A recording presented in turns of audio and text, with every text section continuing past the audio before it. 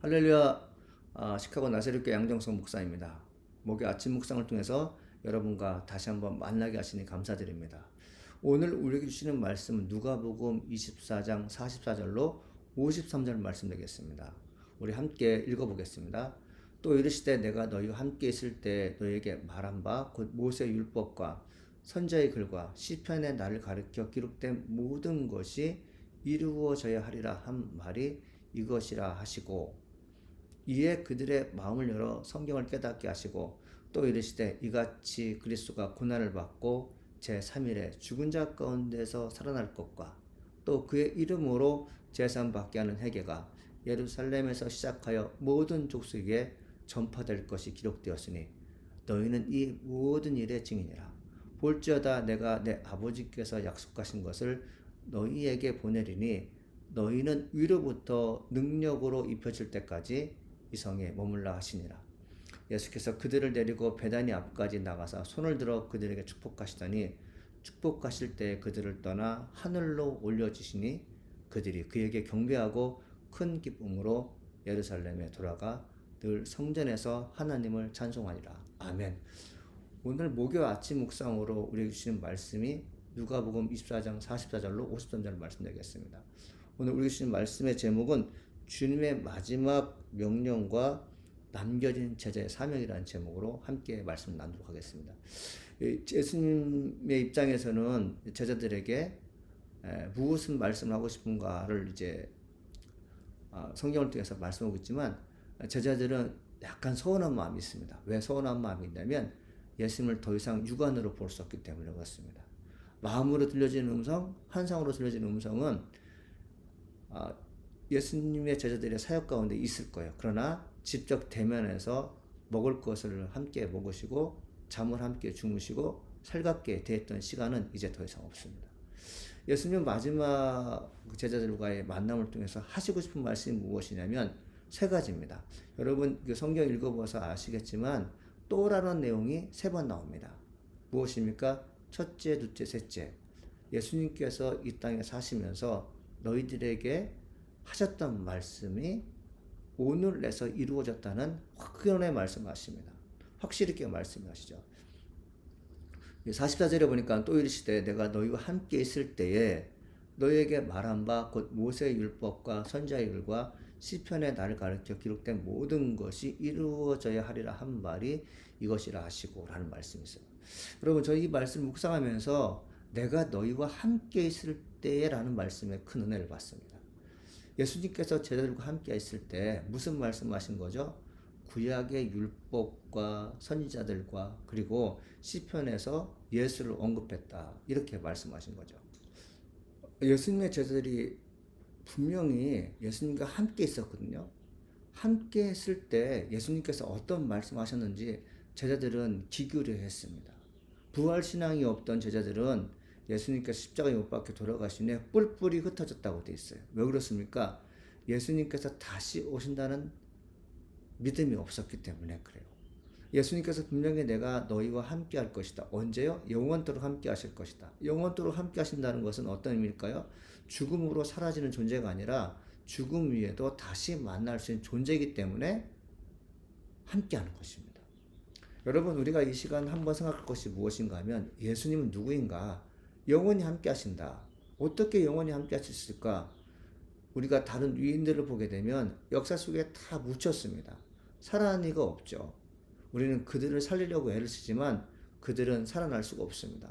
그러나 예수님은 우리가 부인합니다. 죽었다가 어떻게 살아날 수 있냐고 부인하지만 예수님은 죽은 자 가운데 살아나셔서 우리에게 오셨습니다.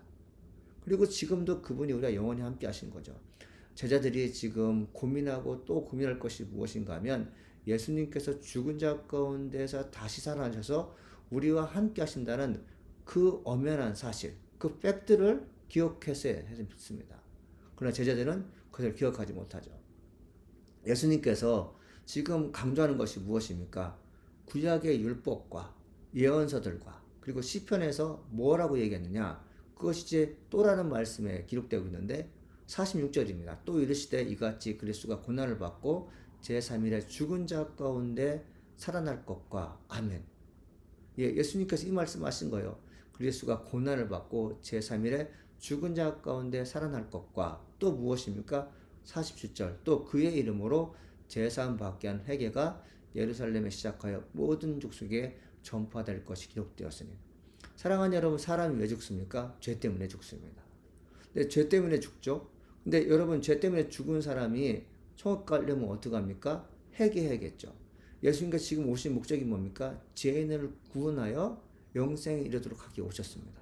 그러니까 예수님께서 지금 가장 중시하는 게 뭐냐면 죄인을 구원하기 오신 거예요.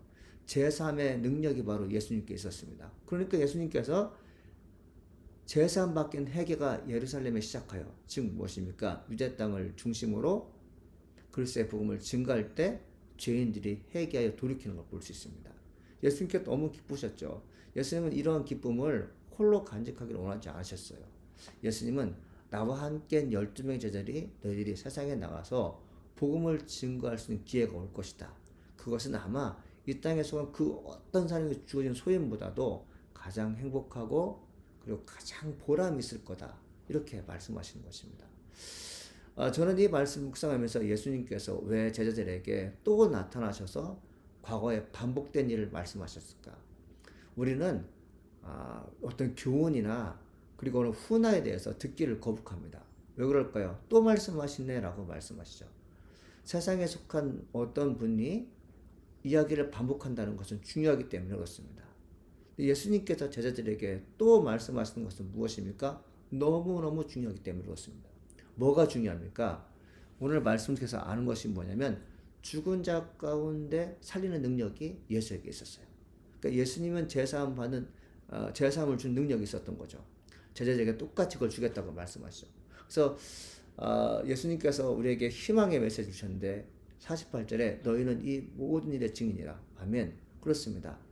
제자들의 사명이 무엇입니까? 예수님께서 죽은 자 가운데 살아나셨는데 예수를 믿기만 하면 우리도 죄 가운데서 살아날 수 있다.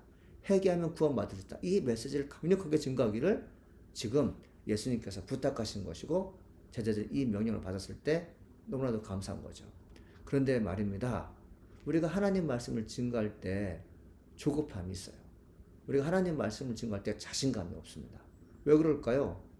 믿어지지 않기 때문이 아니라 우리는 낯선 사람에게 그리고 무지한 사람에게 내가 갖고 있는 진리를 설득력 있게 증거하는 일에 관심이 없다기보다는 경험이 없을 때가 많습니다.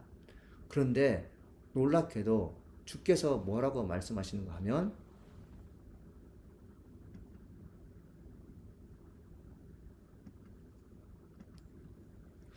주께서 뭐라고 말씀하시는가 하면 볼지어다 내가 아버지께서 약속하신 걸 너희에게 보내린 데 있어요. 아버지께서 나를 통해서 제자들에게 주시고자 하는 것이 무엇일까요? 그것은 성령입니다.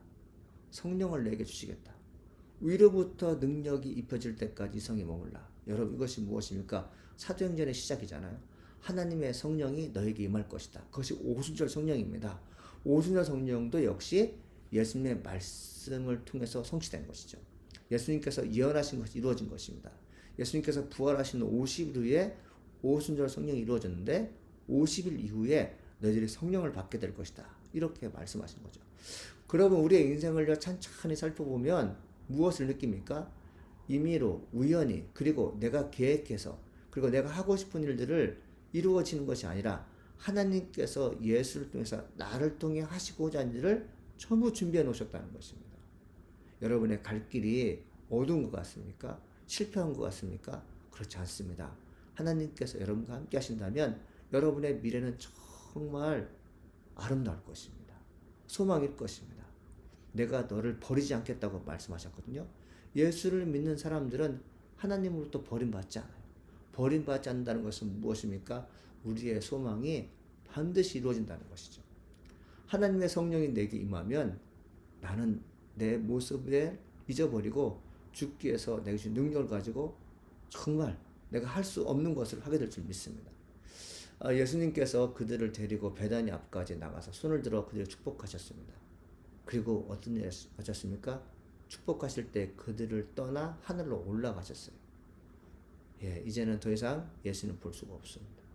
육안으로 볼 수 없어요. 그러나 예수님께서 뭘 약속하셨죠? 내가 너희들에게 성령을 주실 것이다. 기다려라 이렇게 말씀하죠. 여러분 이 예수님께서 오신다는 약속은 3000년 전에 아니면 창세기가 시작된 때부터 예수님께서 오신다는 사건이 이제 기록되어서 거의 뭐 창세기부터 시작해서 예수님이 오시는 사건까지 기억하면 4000년 넘는 후에 예수님께서 오신다 이렇게 말씀하셨는데 성령이 오신다는 사건은 어떤 것입니까? 50일 후에 오신다는 거죠. 여러분 어떤 사건들은 정말 지루할 정도로 하나님의 축복을 받지 못할 때가 있어. 그러나 어떤 사건들은 짧은 시간에 올 수 있다는 거죠. 근데 예수님께서 이 땅에 속한 백성들을 구원하는 것이 얼마나 중요했던지 성령을 보내주겠다는 사건은 50일 단에서 오시게 된 거죠. 그러니까 우리가 그토록 원했던 것, 그토록 소망하는 것, 하나님 보시기에 가치 있는 것들은 분명히 응답이 빨리 올 줄 믿습니다. 여러분 이런 소망 가져보지 않겠습니까? 그래서 제자들에게 주신 마지막 사명은 모든 족속으로 제자 삼아 그들로 하여금 하나님의 영광을 이르게 하고 그들이 또한 제자가 돼서 복음을 증거해서 구원받는 성도를 모으는 것인데 그것을 주님께서 우리에게 부탁하셨습니다. 제자들이 예수님께서 이제 승천하신 후에 뭘 하십니까? 25절 늘 성전에서 하나님을 찬송하니라. 아멘. 그렇습니다. 하나님을 찬송하는 것이 제자들이 할 일이었어요. 사랑하는 여러분들도 주께서 여러분에게 부탁하신 것이 성전에서 늘 기도하며 찬양하신 것을 믿습니다. 기도할까요? 하나님 아버지 감사합니다. 믿음의 주 온전케 하신 예수를 바라보게 도와주시고 저에게 주어진 사명을 잘 감당할수록 도와주시옵소서. 예수님께서 우리에게 부탁하신 것 기도하며 듣게 도와주시고 예수님께서 분명히 죽은 자 가운데 살아난 것을 믿습니다. 감사합니다. 하나님 예수님의 이름으로 기도합니다. 아멘.